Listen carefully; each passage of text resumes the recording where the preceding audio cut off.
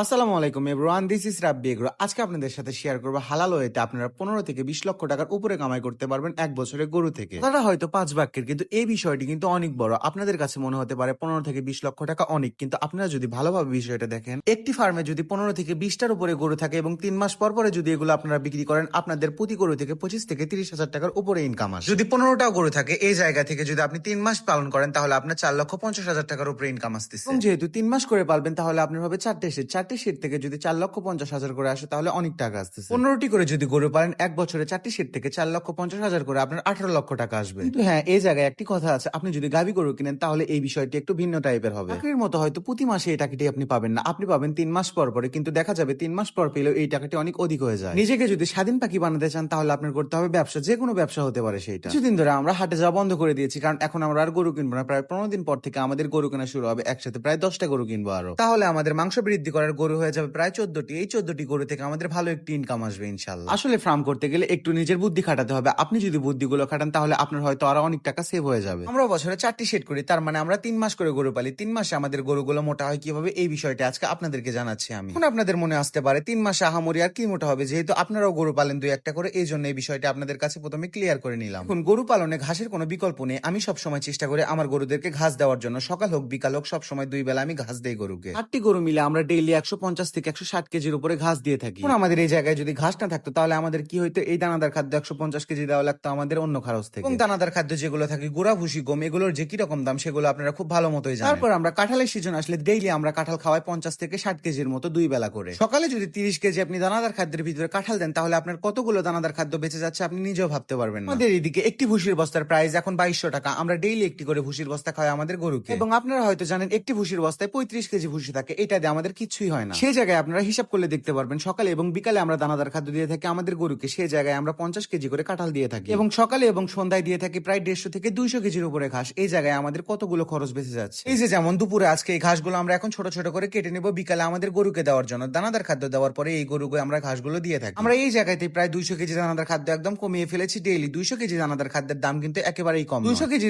গুড়া ভুসি খাওয়াই গরুকে ডেইলি, তাহলে আমাদের প্রায় 7 থেকে 8,000 টাকা যাবে, যে এই জায়গায় আমরা প্রফিটই করতে পারবো। যেমন এই সিজনে আমরা 50 থেকে 65টার উপরে আমরা খুদের বস্তা কিনেছি। এই জায়গা থেকে ডেইলি আমাদের একটি করে খুদের বস্তা চলে যায় সকাল এবং বিকাল মিলে। কিছুক্ষণ পরে যেহেতু আমরা দানাদার খাদ্য দিব, এই কারণে এগুলো চড়িয়ে দিচ্ছি। হতেও বেশি সময় লাগে না, যেহেতু আমরা বায়োগ্যাসে এগুলো রান্না করে থাকি। যেহেতু গোবরের গ্যাস খুব স্পিডে রান্না করে, সেই জন্য আমরা চেষ্টা করি বায়োগ্যাসেই তৈরি করার জন্য এই খাবারগুলো। এখন আপনাদের মাথায় চিন্তা আসতে পারে যে সিজন তো কাঁঠালের থাকে 1 থেকে 1.5 মাস, এর ভিতরে আমরা অন্যান্য সময় কি খাওয়াই। এখন আমাদের প্রতি বছর অনেকগুলো ধান করে, সেই ধান থেকে আমরা অনেকগুলো খড় পেয়ে থাকি এবং অন্যান্য জায়গা থেকে আমরা খড়গুলো কিনে থাকি সিজনের সময় অনেক কম টাকা দিয়ে, সেগুলো আমরা পরে খাওয়াই আমাদের গরুকে। বিকালে আজকে গরুকে দানাদার খাদ্য দেওয়ার সময় আমাদের প্রায় একটি বস্তার অর্ধেক চলে গিয়েছে দানাদার খাদ্যের খুদ রান্না করার জন্য। এবং নতুন একটি ভুসির বস্তা এই জায়গায় খুলে নিচ্ছি খুব তাড়াতাড়ি। এবং গোড়া আমাদের ছিল আগে থেকে, পুরো ভুসি সব দেওয়া শেষ। আমরা সবসময় ছোলার বুটের ভুসি খাওয়াই আমাদের গরুকে, এগুলো একদম প্রোটিনের ঘাটতি আপনার পূরণ করে দেয়। তারপরে আমরা কাঁঠাল দিয়ে দিচ্ছি। কাঁঠালের কারণে দেখতে পারবেন কতগুলো হয়ে গিয়েছে আমাদের দানাদার খাদ্য। এই জায়গাতে যদি আমরা কাঁঠাল না দিতাম, তাহলে আমাদের দানাদার খাদ্য আরো কত বেশি দেওয়া লাগতো, আমাদের খরচ কত বেড়ে যেত। দেখুন, একজন খামারি কখনো চাইবে না তার গরুগুলো না খেয়ে থাক, কারণ সার গরু থেকেই তার ইনকাম আসে এবং সেটা দিয়ে তার পেট চলে। কিন্তু যেহেতু আমরা মধ্যবিত্ত ফ্যামিলি থেকে বিলং করে, আমাদের তো আর অত টাকা নেই যে ডেইলি অনেকগুলো করে দানাদার খাদ্য দিতে পারবো। কারণ গরু হলে এমন একটি প্রাণী, ইনভেস্ট করার পর অনেকদিন টাকাটা ফেলে রাখা লাগে। কবে গরু মোটা হবে, তারপরে বিক্রি করার পর সেখান থেকে আমাদের লাভ আসবে। 6 থেকে 7,000 টাকার উপরে যদি ডেইলি আমাদের গরুর উপরে খরচ চলে যায়, তাহলে আমাদের ইনকাম আসবে কই থেকে? জীবনের শেষ সম্পদ আমরা এই জায়গায় গরুর খামারে লাগিয়ে দিয়েছি। তারপরে যদি আমরা ইনকাম না করতে পারি, তাহলে কিভাবে হবে? আপনি যদি 5টা গরু কিনেন, তাহলে আপনাদের 5 থেকে 6 লক্ষ টাকা চলে যাবে। তারপরে ডেইলি আপনাদের তো এতগুলো দানাদার খাদ্যের খরচ আপনারা মিটাতে পারবেন না। যেহেতু ইনভেস্ট এখন করে ফেলেছেন, তাহলে তো আপনাদের গরুগুলো পালন করতেই হবে। এই কারণে আপনারা যদি এই উপায়ে খাওয়ান, আপনাদের অনেক টাকা সেভ হতে পারে। এমন অনেক বিষয় আছে যেগুলো আমি জানি না, এই জন্য আমি চেষ্টা করি ছোট মানুষ হিসেবে আপনাদের কাছ থেকে অনেক কিছু শেখার জন্য। যেমন গাভী গরু সম্পর্কে আমি কিছুই জানতাম না। কিছুদিন আগে আমি একটি গাভী গরু কিনেছিলাম এবং তার ওলানে প্রবলেম হয়েছিল। আপনাদের কারণে ওই অসুখটি আমার ঠিক হয়ে যায়।